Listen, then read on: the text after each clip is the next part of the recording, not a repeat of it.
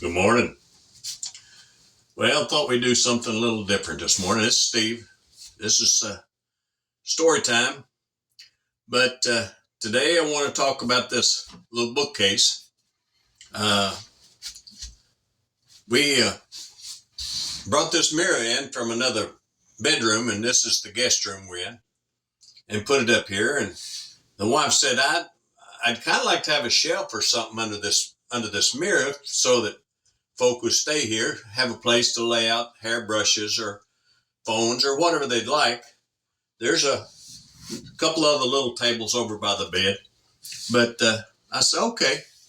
So I went out to the shop and see what I could come up with, and I had a few scraps of this and scraps of that, and the way I normally work, I look, see what kind of material I got, and that tells me what I can build with it.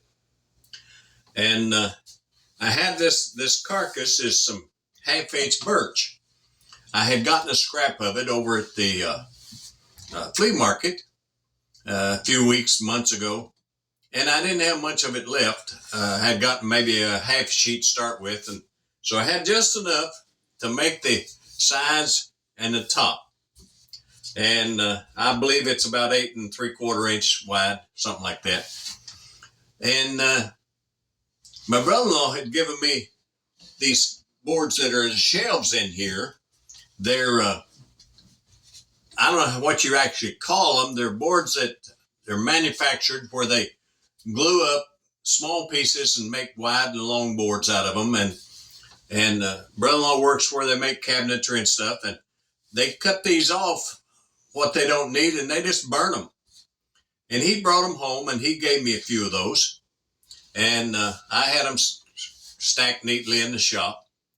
And I said, there's some shelf material. And so I scrapped a couple pieces to fix for the base to get it up off the floor. And then I needed these facing material here. And I looked around the shop, and I didn't have anything that would work the way it was, even if I trimmed it a little bit. But I had a wide board that my brother-in-law had given me. It was probably, I believe it was 11 inches wide, and it was thin. It was only about half-inch thick. And it had a knot down in one end of it that had caused it rippling and twisting. And so the board wasn't really usable in its full length. And of course, that's the reason they were throwing it away. But I looked at that and I said, well, I hate to rip that board up. It's a wide one. I kind of crave good wide boards for various things. But the more I looked at it, I said, you know what? I can rip that down and make this facing material for this. And so anyway, that's what I did. Well, on the back, I had a piece of very thin, very cheap plywood. I had bought a sheet of it at Lowe's. Bought it to cut little pieces out to make the bottom in little boxes. I figured, it might be real great for that. There ain't nothing really heavy going to be in it. So I had a pretty good piece of that left in the shop. And so I used that to make the back. And I took these side pieces, and I have set my little palm router up with a 1/4 inch bit and made a fence that I put 2 screws in it, fastened to it, so it cut it a 1/4 inch back from the edge.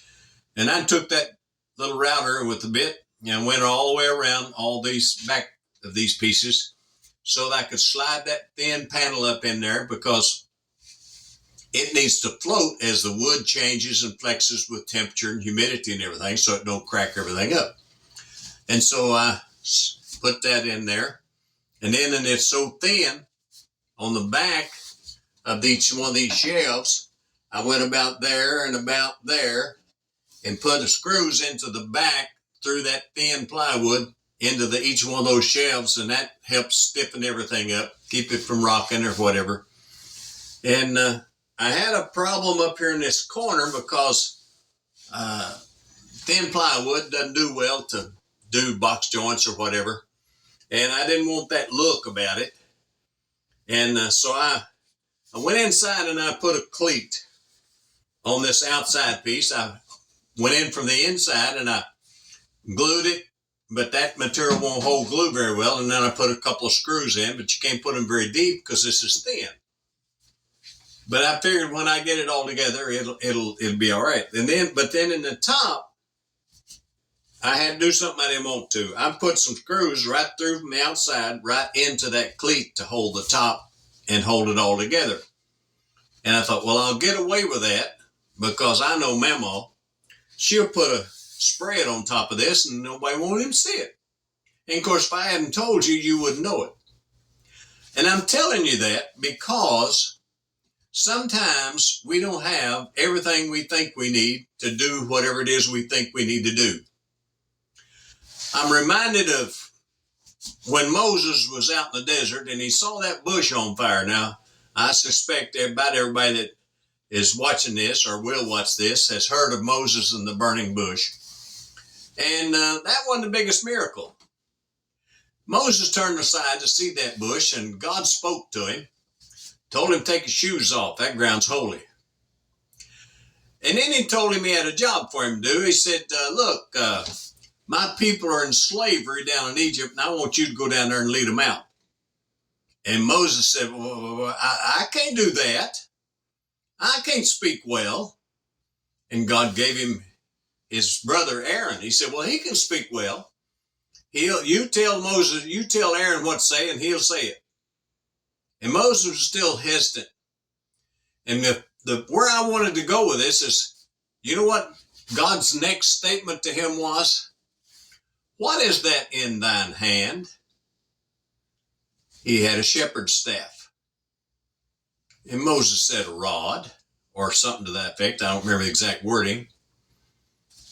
And God sent Moses to Egypt with a shepherd's staff as a weapon against a king. What I'm trying to get at is you don't have to have everything you think you do to do what you think you need to do. Mama asked me for a shelf. I wanted her to have more than that. She had some time back had mentioned, and maybe I had mentioned it first, I don't remember now, maybe another bookcase in the house. I told her, I said, I don't know where you're going to put it. The house is full of stuff right now. It's not a big house to start with. And she said, I'll find a place for it. Well, she did, right here under this mirror. But she didn't ask for the bookcase here. She asked for a shelf. But I decided to give her more than she asked for. Why? Because I could. Because I wanted to. Now, I didn't have a bunch of really nice lumber that I had went to the store and bought. I had some stuff that had been given to me. I had some scraps of stuff I had bought. I had this and that. And I scrounged around and I pieced together enough to make a 2-foot wide by 36-inch high bookshelf. Shelves are about 11 inches apart. They vary. There's one of them that's more like 12 and one of them maybe 10 3/4. But I figured what I have in my hand, if I'm careful, I can make it work. You see, these boards were already 23 and a half or 23 and a quarter or something like that. They were whatever they were. I had to adjust enough. I could shave the ends of them with a miter saw to make them good and square. And still, this be 2 foot by 3 foot. I like to use as much of the material as I can so there's not any waste. And of course, that makes a good size little bookshelf. I'm saying that in life, folk are prone to want to throw away what they already have. It's not quite good enough. They want to make better. They want to have better. And there ain't nothing wrong with that if you've got the resources.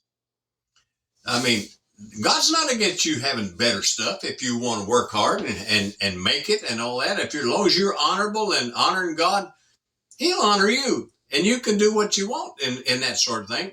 Now, there are times when God says, no, I don't want you to do that. I want you to do something different. And I've been there myself. But there's times in our life when God says, okay, I'm going to leave you alone. Let's see what you'll do with that time I give you. And in my old age and health issues, God has given me a bunch of time that I didn't expect. And I wonder sometimes what He really wants me to do with that time. I've wrestled with it. I've prayed about it. And I thought about getting rid of the workshop. It's wintertime now, basically. Mama just called me from the over to the store, said it's snowing outside. I said, whoopee. Why did I say that? Because I'm not out there. I'm in the house where it's good and warm. I got the little wood shop out there. I know I can't go out there and work for the next 2 or 3 or 4 months, not much. I'll find a pretty day here and there, and I'll go out and put it around. Maybe I'll come up with something. But I was thinking, I'm coming close to the end of life. What I hate for the wife and the kids have to deal with all that stuff out there. I've spent a lot of money and time and brain power, what little I had, to try to put together a little shop, and it functions very well. But to get rid of that without losing a lot of money and time, I just didn't want to burden them with it. And I prayed about it. And everybody, the wife and my friend, the pastor, and several others said, just keep it. Don't worry about it. They can be dealt with later. And finally I decided, okay, I'll just let it sit there for the time being. But I'm an impatient person. When I get my mind made up to something, or if I get a little burr in there somewhere it's aggravating me, I'm not content to let it go. I try to, but, patience is not one of my virtues. And so anyway, that's a story for today. Take what you got. See what you can do with it. And the Lord said, if you be faithful with what you got, you'll get more. And almost everything in here, in one way or another, was given to me. So I used it. And the other day, one of my nephews come bringing over a bunch of long pallet boards that he'd cleaned up, pulled the nails out and everything. Said, Uncle Steve said, if you need any more, just let me know. So I got those laying in a nice place in the shop under a shelf bench thing. And here whenever I take a notion or have a need for it, I'll pull those out and go to working with them. Use what you got. It's amazing what you can come up with. Well, I don't know if this will help you at all or if you even care about it. Maybe next week we'll go somewhere else in our story time, and maybe we'll find something more interesting. This is Steve. Talk to you next time. Goodbye.